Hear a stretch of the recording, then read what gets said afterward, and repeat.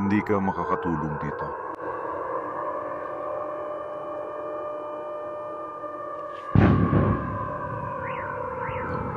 Sa Russia, nagsimula na ang malawakang paghuli ng mga awtoridad sa mga mamamayan para tingnan kung may dalang kanister ng gasolina at seryoso ito. Ang Shebekina sa Belgorod Oblast ay lumulubog na sa tubig matapos bumigay ang dam at ngayong gabi, ang Belgorod at Anapa sa Krasnodar Krai ay tinamaan din ng mga Ukrainian na drone. Tinamaan din ng drone ng Ukraine ang pasilidad ng mga tao ni Vladimir Putin at inalok ang mga magsasakang Ruso na lumipat sa mga steam boiler. Hindi rin ito biro. Pansinin niyo ito, mga steam boiler, hindi ito biro. Patuloy ang Ukraine sa malalaki at epektibong pag-atake ng drone sa buong Russia. Magsisisimula ako sa isang detalye na mas malinaw maglarawan sa nangyayari sa Russia kaysa sa ibang ulat. Sa rehiyon ng Pskov, nagsimulang mag-ikot ang mga awtoridad sa mga pribadong bahay at garahe at naghahanap ng mga tao na may nakaimbak na gasolina. Hindi droga, hindi armas, hindi gasolina. Iniulat ni Gobernador Mikhail Vederkin na may malalalang paglabag na natuklasan sa mga raid sa mga garahe ng kooperatiba. Partikular, ang mga mamamayan ay nag-iimbak ng gasolina sa mga kanestra at lahat sila ay nabigyan ng mga ulat ng paglabag. Ang multa ay hanggang 15,000 rubles. Ipinagmalaki ng gobernador na nadiskubre ang mga lumabag dahil sa sumbong ng kapitbahay na nagyayabang daw ang mga tao na may kanistrang gasolina. Ganito na ang nangyayari ngayon. Sumunod, inatake ng mga drone ng Ukraina ang logistics center malapit sa Moscow na pag-aari ng isang pondo ng pinakamalapit na kaibigan ni Vladimir Putin. Pagkatapos nito, agad na nawagan si Kremlin spokesperson Dmitry Peskov sa Europa para sa agarang negosasyon. Opisyal na humirap ang ekonomiya ng bansa dahil sa krisis sa gasolina. Oo, ganun kalala na naapektuhan na pati ang sistema ng bangko ng Federasyon ng Rusya. Samantala, ang dagat ng Azov na hinarangan ng mga drone ng Ukraina ay napabagsak sa export ng butil ng Rusya sa pinakamababang antas nito sa loob ng 10 taon. Ngayon, tatalakayin natin ang lahat ng ito ng sunod-sunod. Ako si Alexei Pechi.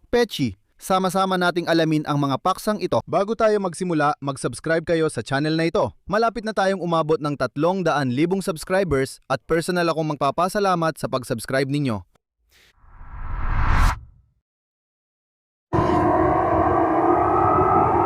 Ang hirap naman mag-subscribe dito, putang ina.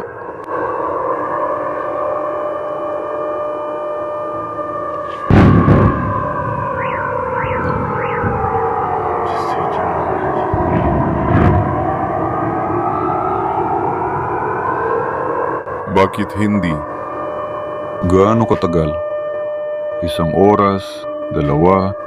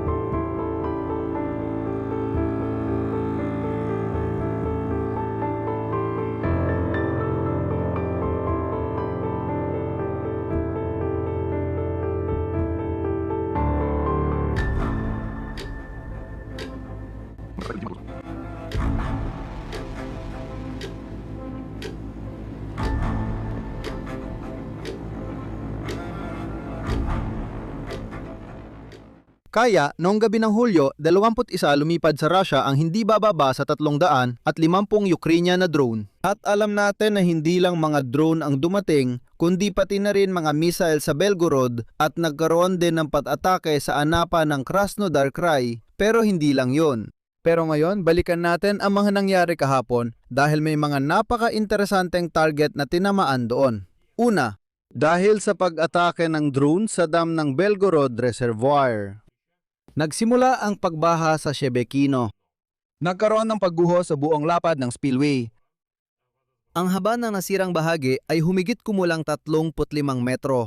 Ngayon, pinapahirapan ang lohistika ng mga Ruso para hindi na nila maisip lumingon sa Ukraine. Sa madaling salita, dahil sa mga binahang lugar, siguradong hindi na susubukang pumasok ang mga Ruso papunta sa Ukraine. Ayon sa lokal na media, mas malala ang pinsala ngayon kaysa noong taglagas ng 2021. Noon, ang nasira lang ay ang mga sluice gate at sinubukan din ng mga Ruso umatake sa rehiyon ng Kharkiv. Sa pagkakataong ito, mismong sa spillway naganap ang pagbagsak ng dam.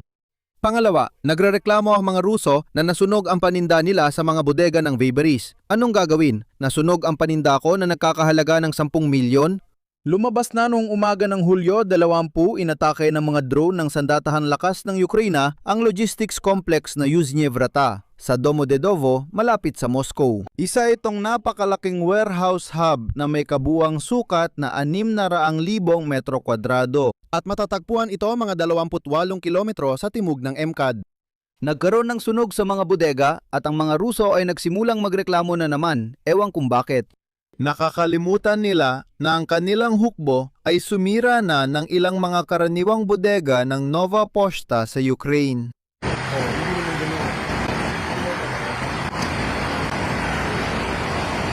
Ako ang boss. Subtitle gawa ni Dima Torzo.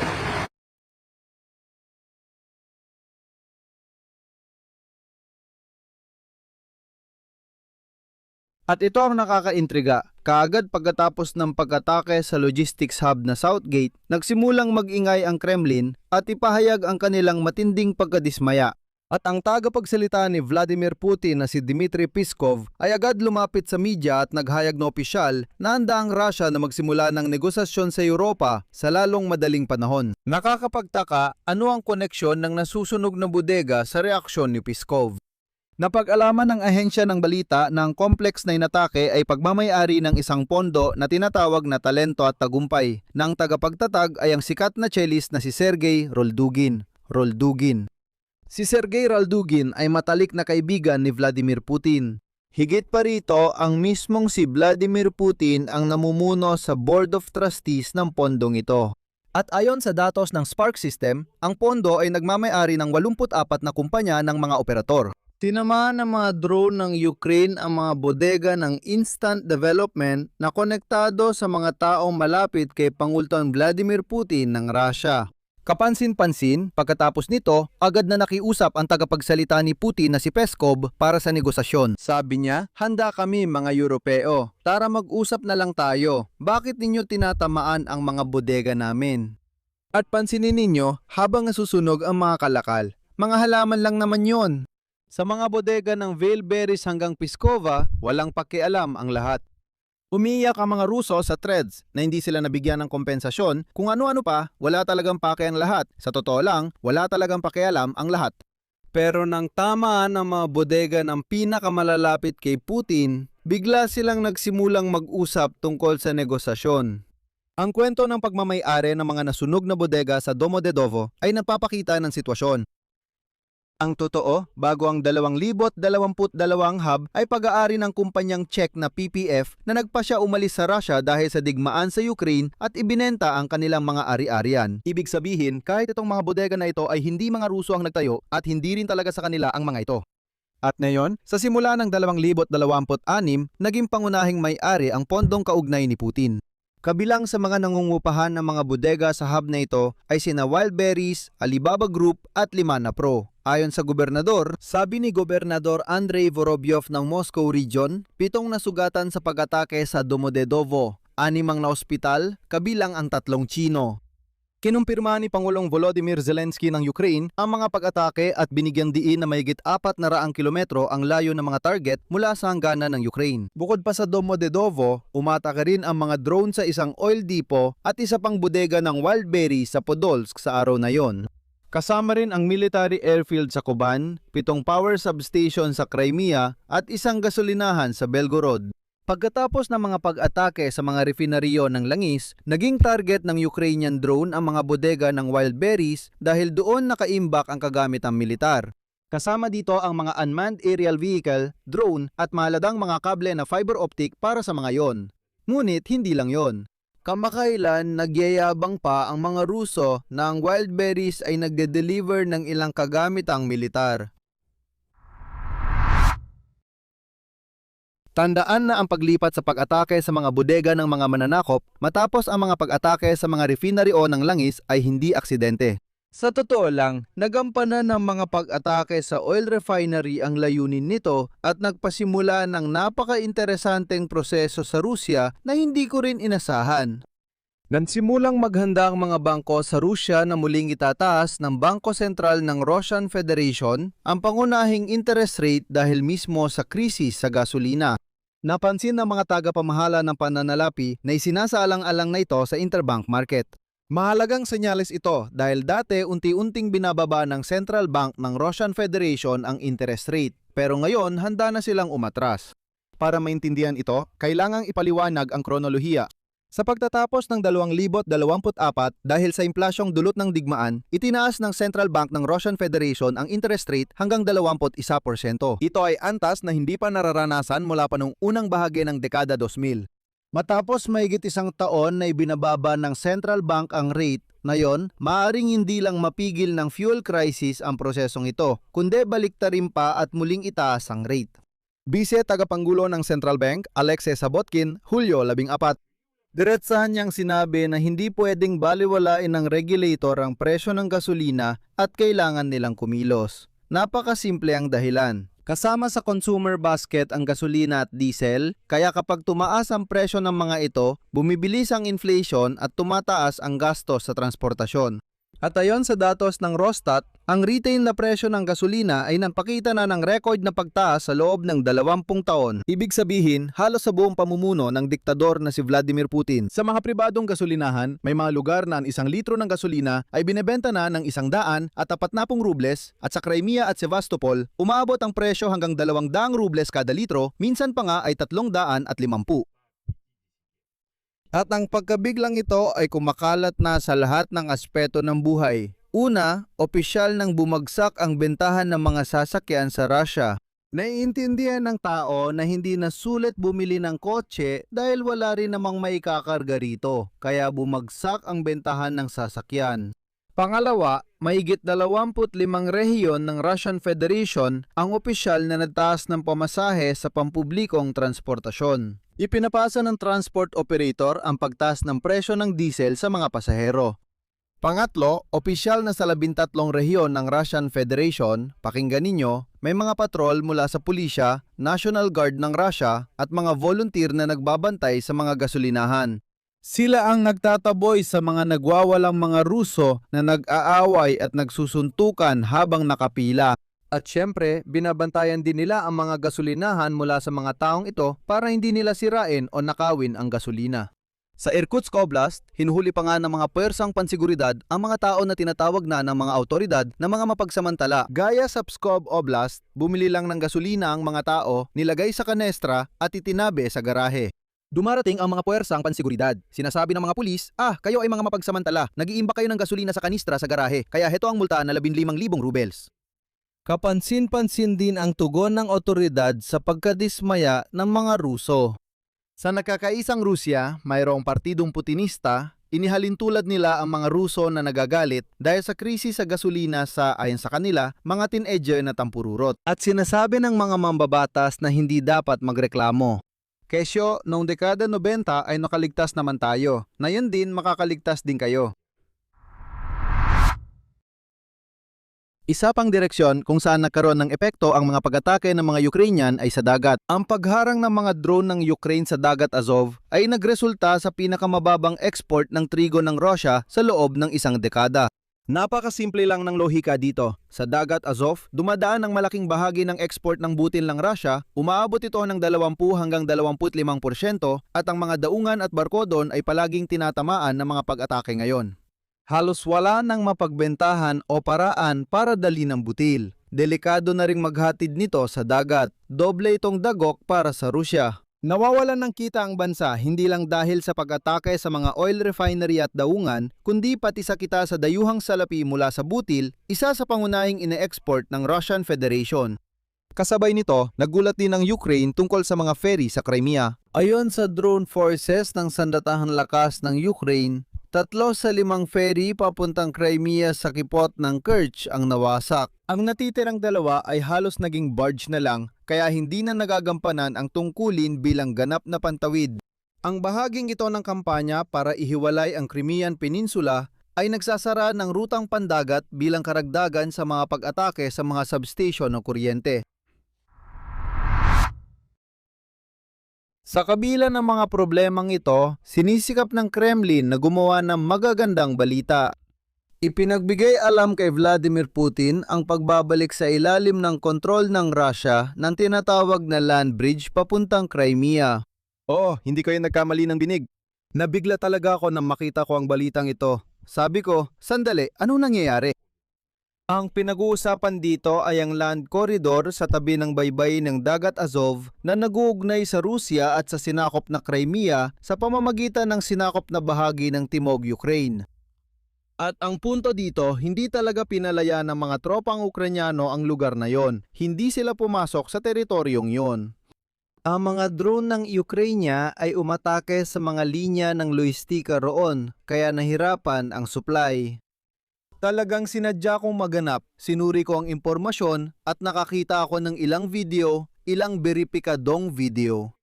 Tungkol sa nangyari kahapon lang, inatake ng mga drone ng Ukraine ang mga sasakyan sa tinatawag na Novorossiya Highway sa mismong land corridor na yon. At biglang lumitaw ang balita na iniulat kay Putin na naibalik na raw sa kontrol ng Russian Federation ang land corridor. Talagang nagulat ako. Kaya parang dagdag lang talaga ang ulat kay Putin ukol sa pagbawi ng kontrol sa land corridor papuntang Crimea. Pagsubok itong magbahagi ng positibong balita sa kabila ng sunod-sunod na masamang balita tulad ng nasusunog na bodega, walang laman na gasolinahan at pagbagsak ng export. Ngayon, pati mga tauhan ng seguridad pumupunta na sa mga garahe at nagsusuri ng lahat ng kanestra. Kailangang ipakita ng Kremlin na may maganda pa ring nangyayari kahit sa isang lugar man lang. Pero alam mo, nung una ay nagulat ako. Pero pagkatapos ay naisip ko, posible kaya na ang mga mababangis na Ruso ay talagang ganoon na lang kabobo, na talagang pinaniwalaan nila ang balitang ito tungkol sa pagbabalik sa kontrol ng land corridor. Pero gaano ka nga ba dapat kabobo para hindi mo maintindihan na hindi naman talaga nila ito aktwal na nawala sa kontrol nila? At ang huling balita nakapagpang-iti sa akin. Sa gitna ng matinding krisis sa fuel at kakulangan ng diesel, iminungkahi ng Ministry ng Agrikultura ng Russian Federation sa mga magsasakang Ruso na pag-isipan ang posibilidad ng paggamit ng fuel oil na karaniwang ginagamit sa steam boilers at mga industrial furnace, pati na rin ang paggamit ng diesel na may mataas na sulfur content. Ibig sabihin, Euro 2 standard na halos nakalimutan na sa mga sibilisadong bansa, parang wala na nga ito.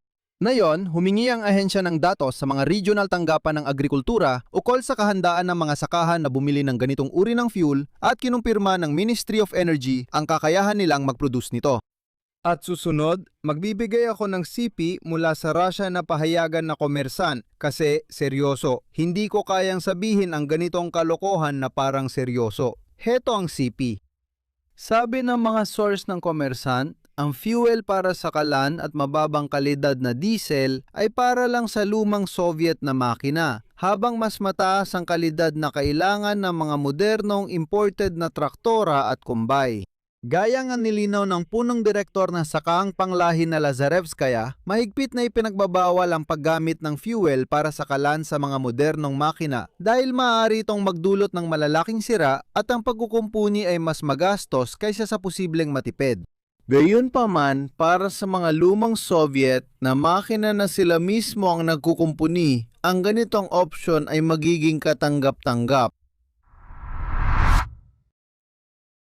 Ang mga drone ng Ukraine ay umaabot na sa loob ng Russia at tinatarget ang mga ari-arya ng mga malapit kay Vladimir Putin.